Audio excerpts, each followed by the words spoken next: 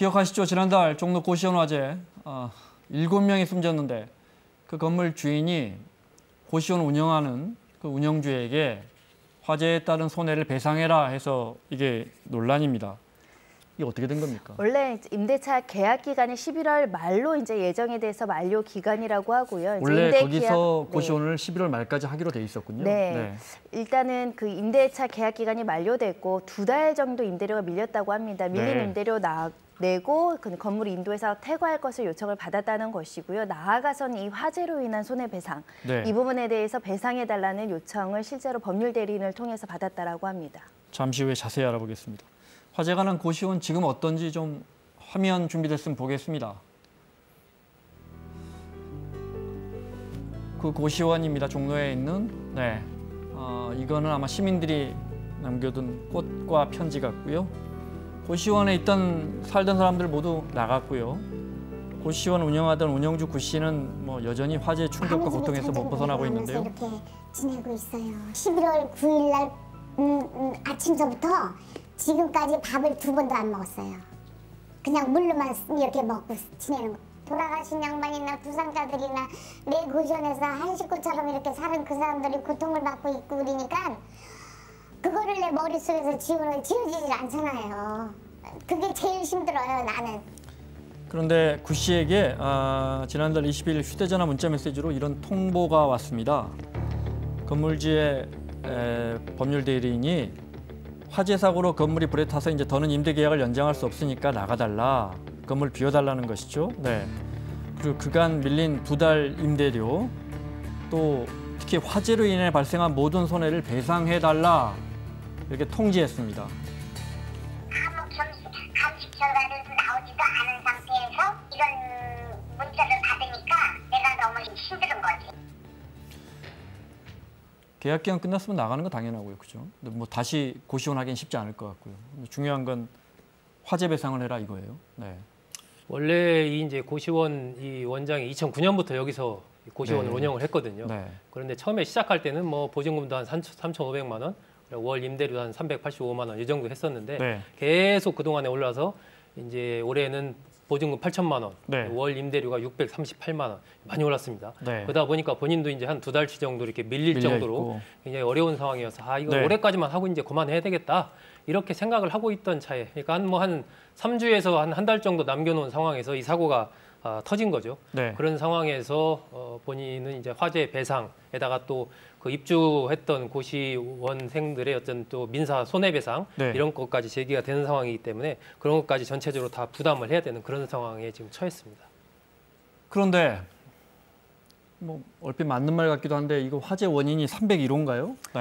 그러니까 지금 아직 원인이 안 나왔단 말이죠. 이게 어떻게 되는 겁니까? 화재 감식 결과에 따라서 사실 법률적인 책임 소재가 좀 달라질 수도 있습니다. 배상액도 달라질 수 있는데요. 법률적인 일반 법률을 설명을 드리면 임대인이 이에 대한 화재 배상 책임을 지기 위해서는 임대인이 직접 관리하거나 지배 가능한 영역에서 임대인이 책임 있는 사유로 화재가 발생을 해야 되는데 현재까지 드러난 상황은 임차인이 지배 관리하는 본인이 임차했던 공간 내에서 본인이 관리할 수 있는 지배 관리 가능했던 본인의 어떤 그 고객 또는 임차 계약을 맺었던 사람으로부터 불이 났다라고 지금 알려지고 있어서 그러니까 그러니까 임차인이 관리했던 301호 입주자의 잘못으로 불이 났다면 고시원 운영주가 관리하던 301호 그렇습니다. 그 사는 사람 책임으로 잘못으로 불이 났다면 임차인이 책임질 가능성이 매우 높다는 것이고요. 고시원 운영주가 책임져야 한다. 구 씨가. 민법상 그 임차인이 이 건물을 보존하거나 유지할 의무가 부과되어 있습니다. 그럼에도 불구하고 그걸 소홀히 했다고 한다면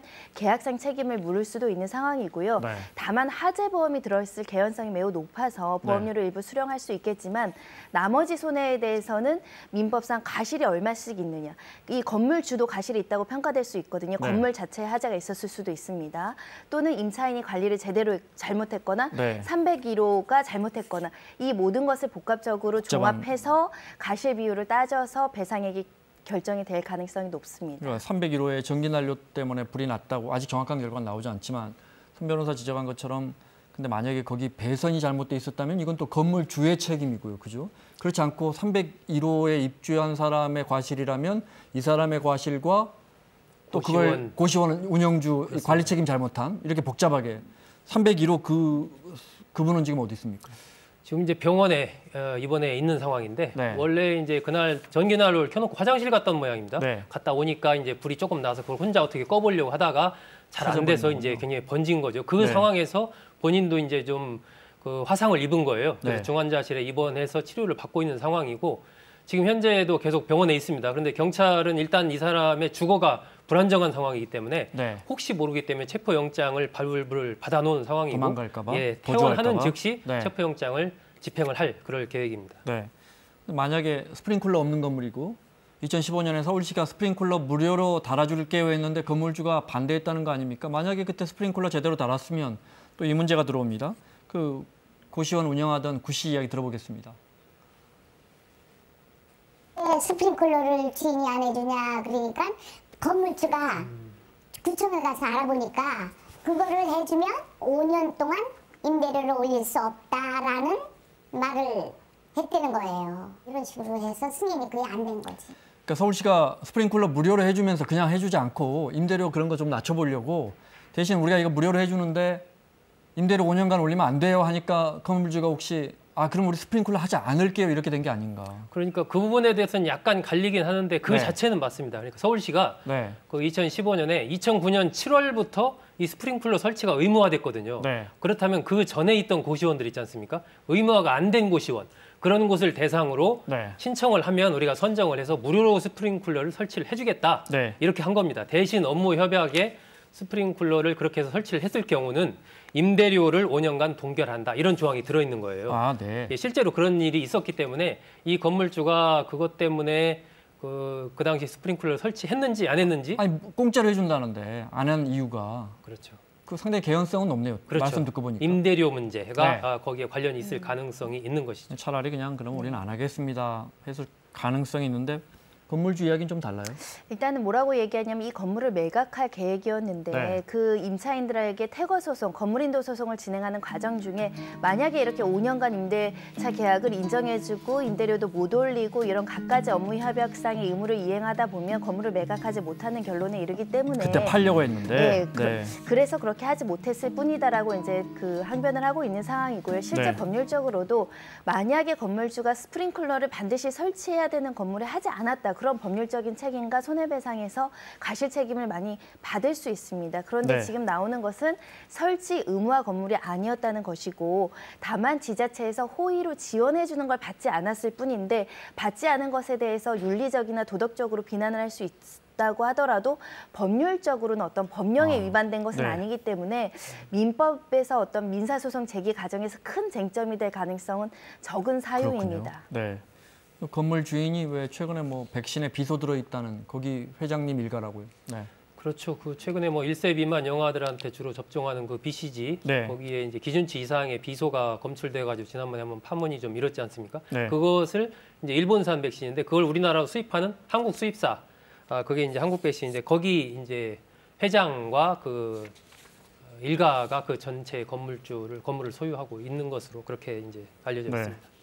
이게 또 네티즌들이 건물주가 그래도 거기서 제일 넉넉한 사람인데 그 어려운 사람들한테 그걸 받으려 하냐 뭐 이런 정선이 있는 것 같습니다. 그럼 법과는 좀 다른 문제죠. 네. 고시원에 살고 있던 사람의 이야기 잠깐 들어보겠습니다. 원장이 너무너무 잘해서 남한 사람들이 많으니까 국 같은 거 이런 거 보통 고시원에 그런 거 없다 하더라. 근데 여기는 엄청 잘했어. 너무 좋은 사람이야. 시간 때문에 간단하게 여쭤봐야 할 것 같은데요. 거기다가 또 고시원 살다가 생존자들도 또 이 건물주하고 운영자한테 보상이라고 또 소송한다면서요? 일단 2층과 3층에서 거주했다 다친 분들도 어찌됐든 손해배상 청구는 누군가에게는 해야 될 텐데 아직 누구한테 받을지는 법률적으로 확정되진 않았지만 네. 이 고시원 운영자인 임대인에게 할 가능성이 매우 높은 상황이고요. 현재 6명이 손해배상 청구 소송을 준비 중에 있다고 합니다. 네. 왜냐하면 이런 고시원 운영자들은 숙박하는 이 고객들, 고시원에 들어온 사람들을 안전하게 숙박할 수 있도록 배려할 의무가 주어져 있거든요. 7명의 사망자 유가족들도 또 그렇게 할 거 아닙니까? 그렇습니다. 그 네. 정신적 위자료라든가 일실 소득에 대해서 손해배상 청구가 당연히 가능한 상황인데 네. 어느 정도 손해배상을 인정할지는 조금 법률적인 쟁점이 많아서 네. 지켜봐야 되는 상황입니다. 알겠습니다. 고시원에 화재 나면 사상자가 많지. 이번에도 7명이나 숨졌고요. 뭐 전국의 고시원 또 일제 점검한다고들 하던데 제도 개선이나 뭐 이런 건 좀 되고 있습니까? 일단 뭐 이 그 훈련 같은 거 네. 이런 것 하고 스프링클러 설치 이런 부분들을 좀 더 강도 높게 해야 된다 이렇게 얘기하고 있고 경기도 같은 경우는 이제 화재 경보기를 뭐 10만 개를 설치하겠다 네. 이런 얘기도 하고 있는데 그런 제도적인 개선책만으로 또 다 해결되지 않는 부분이 있습니다. 그러니까 적극적인 어떤 계도 활동 네. 그리고 실제적인 어떤 대피 훈련이라든지 이런 부분을 좀 더 현실감 있게 그냥 이론상으로 하는 게 아니고 현장에서 바로 활용할 수 있도록 그런 활동도 좀 병행되어야 되지 않을까 생각합니다. 그러니까요. 네, 이게 이렇게 인명피해 크게 났을 때만 이렇게 사회 문제여야 되고 잊어버리고 또 잊을만 하면 또 큰 인명피해가 납니다. 자, 여기까지 하겠습니다. 마무리할 시간입니다. 손정혜 변호사, 소정섭 평론가 수고하셨고요. 자, 사사건건 저희는 내일 오후에 다시 돌아오겠습니다. 고맙습니다.